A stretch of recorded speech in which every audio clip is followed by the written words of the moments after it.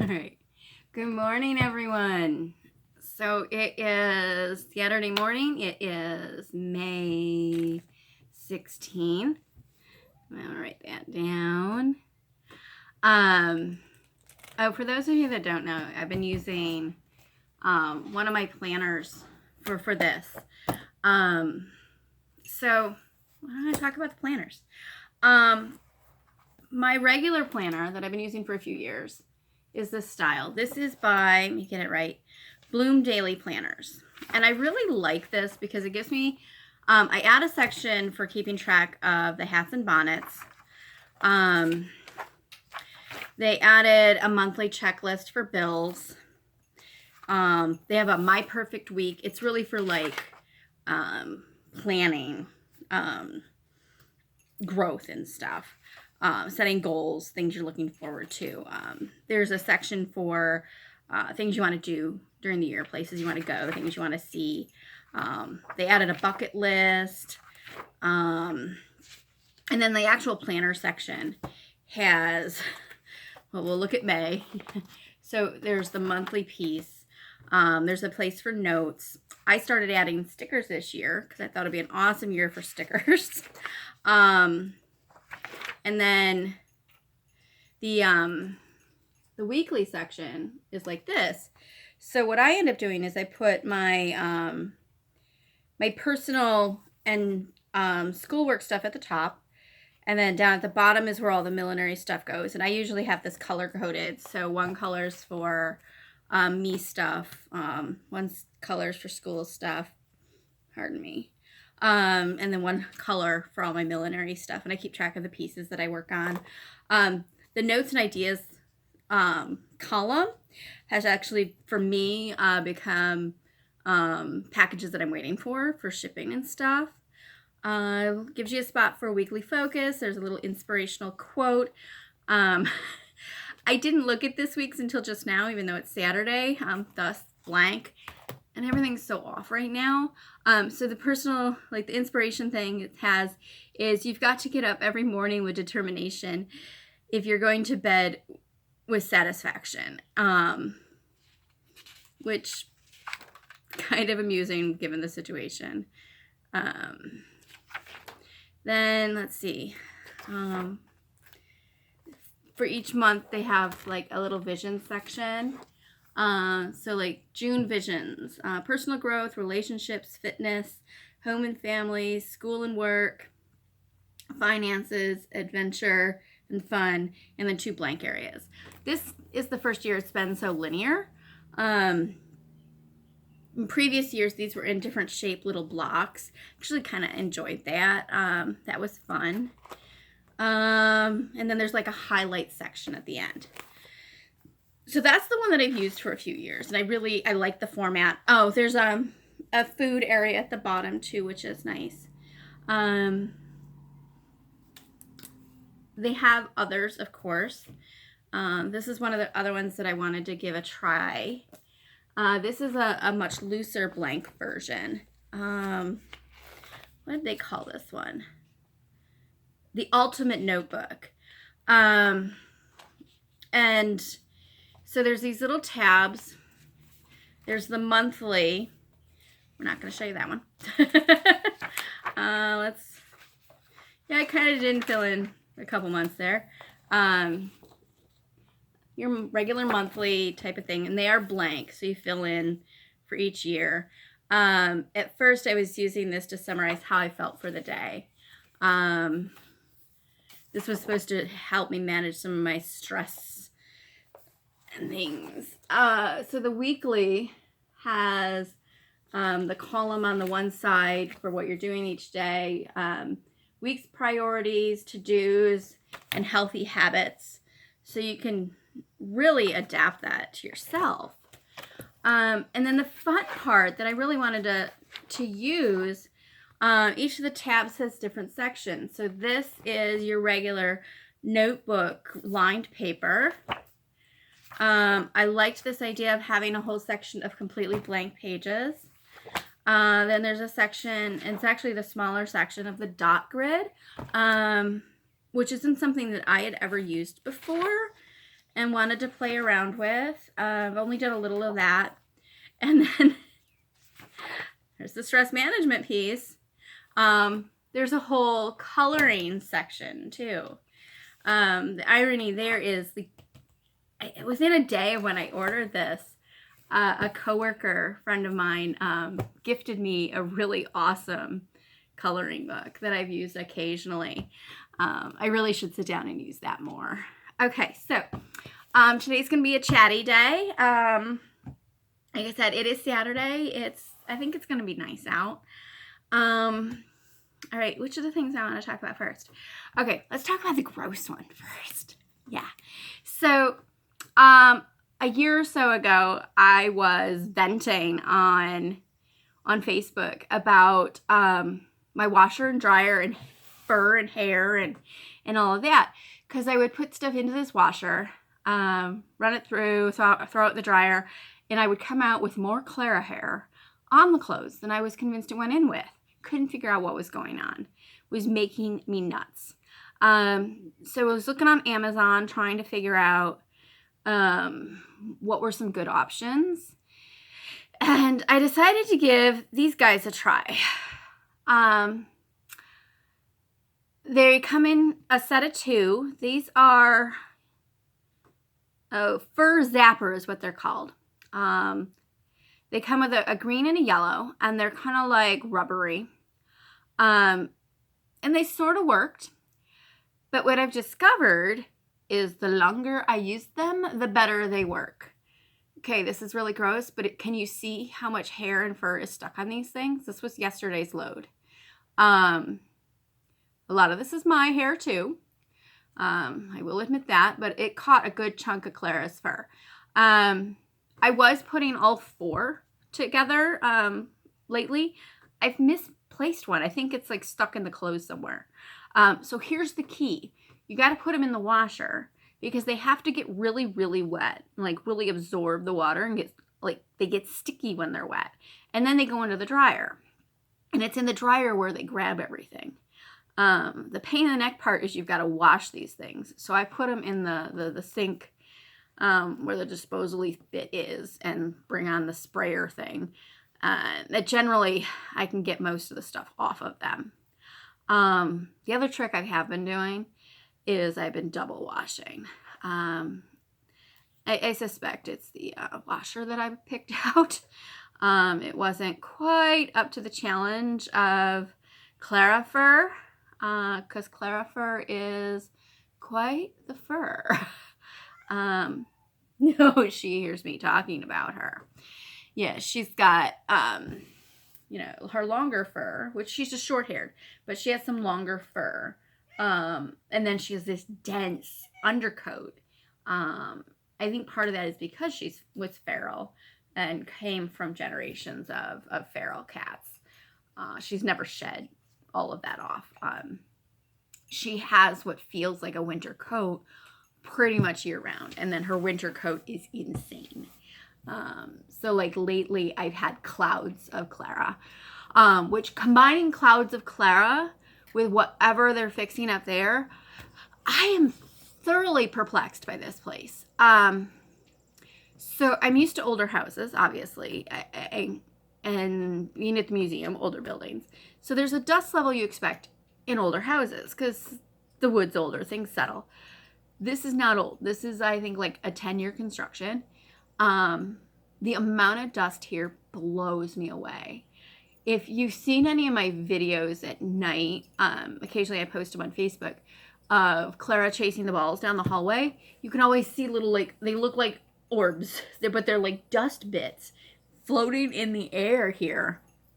It's like, for a 10-year construction, this is insane. I don't know why. I don't know if it's because we're so close to where the cars are driving constantly. I don't have another explanation for it. The windows are venti. They really aren't sealed all that great. Neither's the door. So I don't know if that's a factor, but it's amazing how much dust there is constantly. And it shows up for me when I'm doing black straw. It's like I'm constantly like picking little bits of like dust lint off of the straw. And I get mad at Clarifer, but it's not even Clarifer. Occasionally there's some Clarifer, but for the most part, it's the mystery dust. Anyway, so done with that complaining. Let's go on to some cool things. Yesterday, I had an awesome thing arrive. This is headwear. Hats, bonnets, and caps from the Hopkins collection, circa 1700 to 1955. This is a book by the School of Historical Dress. I am still perplexed because I really don't think I bought it. So I'm thinking somebody bought this and sent this to me. But I am A, incredibly grateful to whoever sent it to me. B, extremely impressed with how this is put together. I love this. This is actually so close to what I was envisioning for the Hood book if I ever get that put together. The photographs is the hard part there. So each piece has full-size images, great detail images, some supporting images, and some information. And they really do. They have caps, and there's bonnets. Well, here's a hat. And this one goes over a couple page spread just on this piece. There are some gentleman's pieces in here. And I have to catch whatever Clara's trying to chase. Oh, guess what she's trying to chase? This is not for Clara. This is not for Clara. That's Mommy's. Go find your own toys. Where were we? Let's just randomly open this. Some beautiful headdresses. This, I need to make this. This is gorgeous. I love the green and black velvet together. Get into some hats and bonnets. It's a beautifully put together book. Here's the 70s and 80s. Some more gentleman's things, including some winter pieces.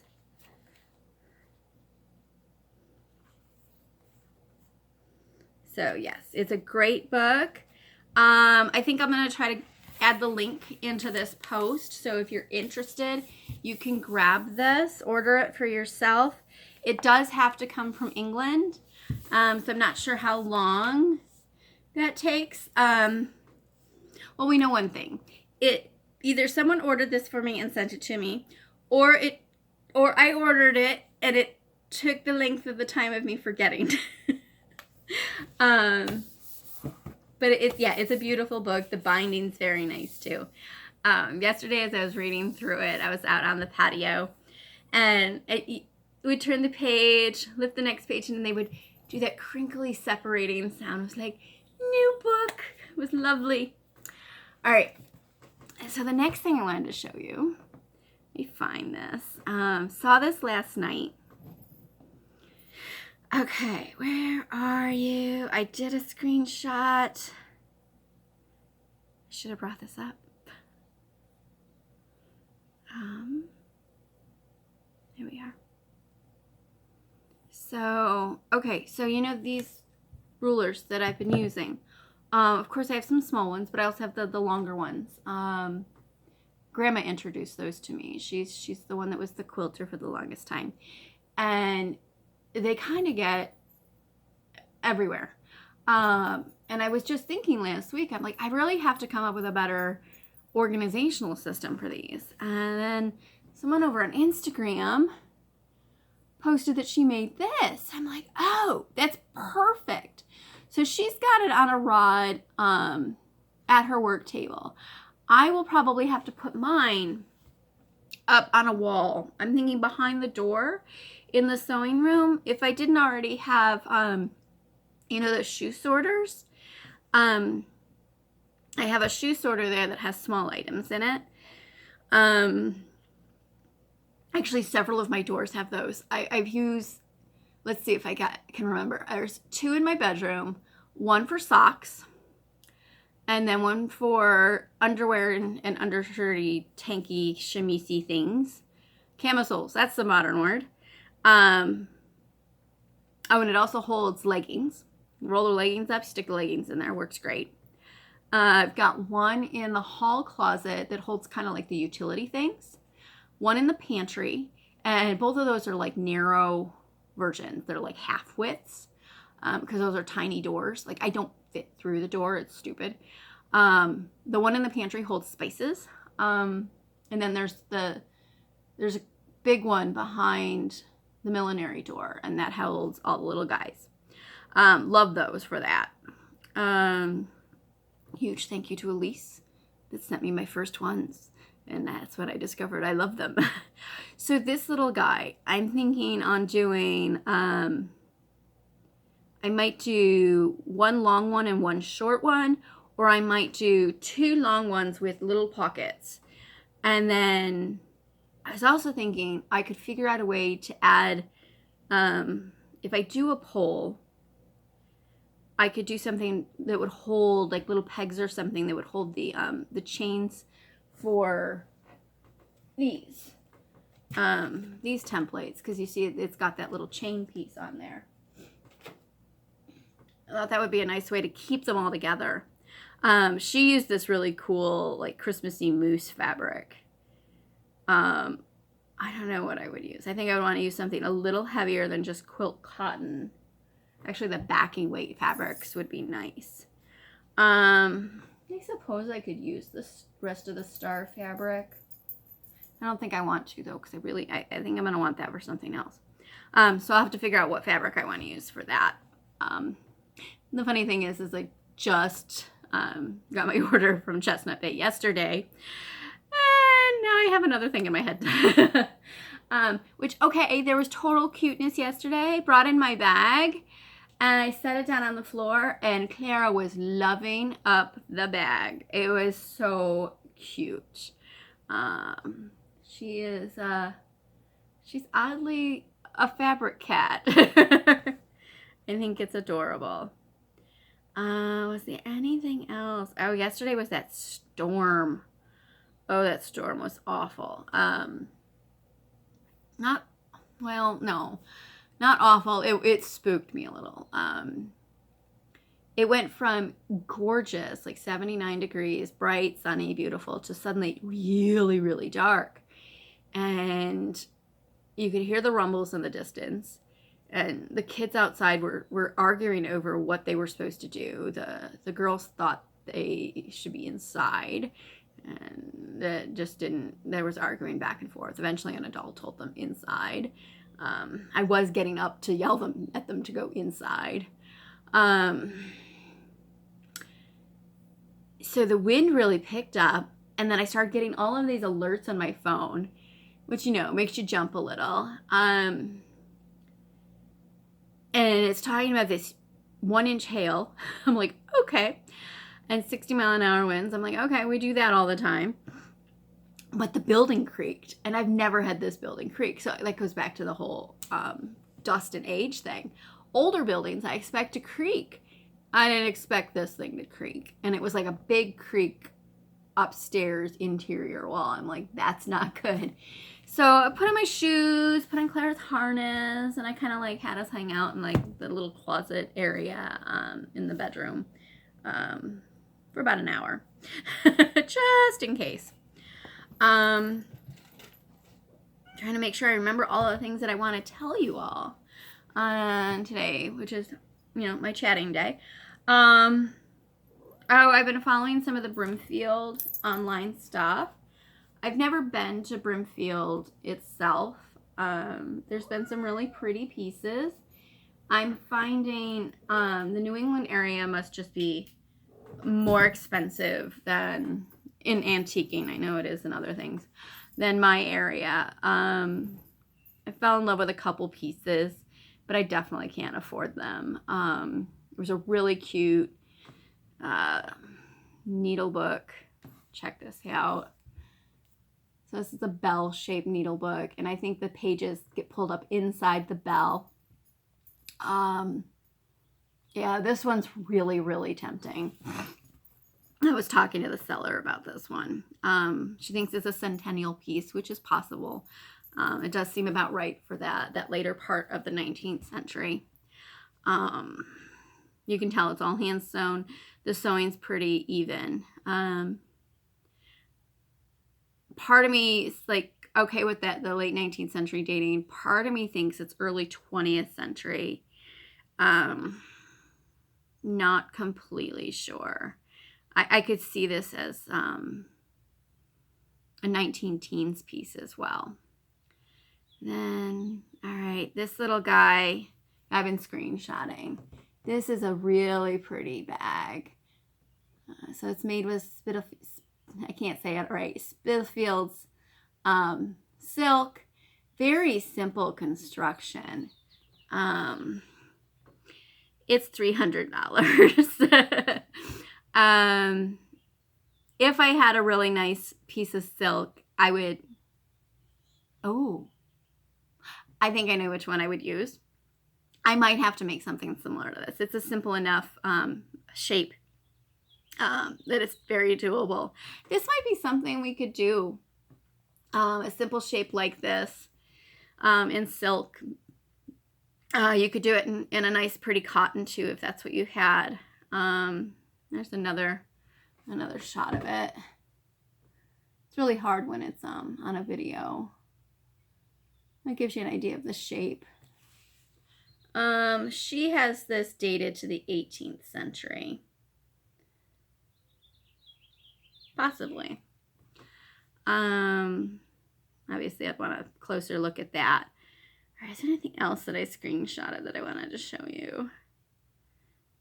No, I think that's good. All right, well, I'm already at 20 minutes. Sorry, folks. That went by quick.